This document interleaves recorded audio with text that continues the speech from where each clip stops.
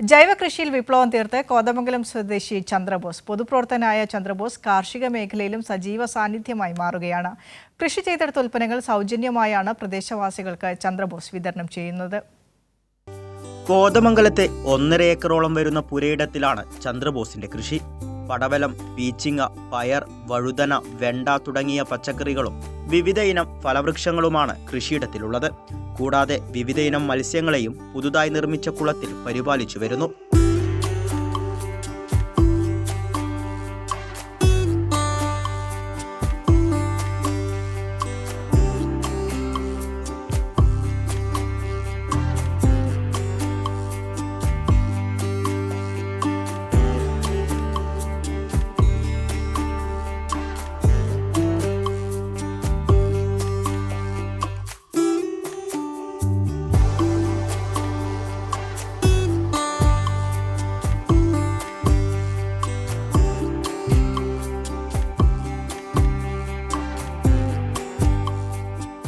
വിഷരഹിത പച്ചക്കറി ശീലമാക്കണമെങ്കിൽ എല്ലാവരും സ്വന്തം നിലയിൽ കൃഷി ചെയ്യാൻ മുന്നോട്ട് വരണമെന്നാണ് ചന്ദ്രബോസ് പറയുന്നത്.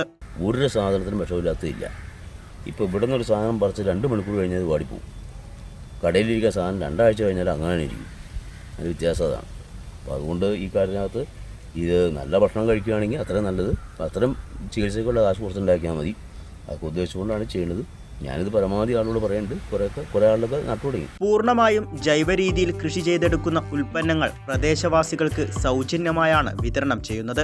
ദീർഘകാലം CPIM ലോക്കൽ സെക്രട്ടറി ആയിരുന്ന ചന്ദ്രബോസ് നിലവിൽ കോതമംഗലം ഏരിയ കമ്മിറ്റി അംഗമാണ്. കൈരളി ന്യൂസ്, കൊച്ചി.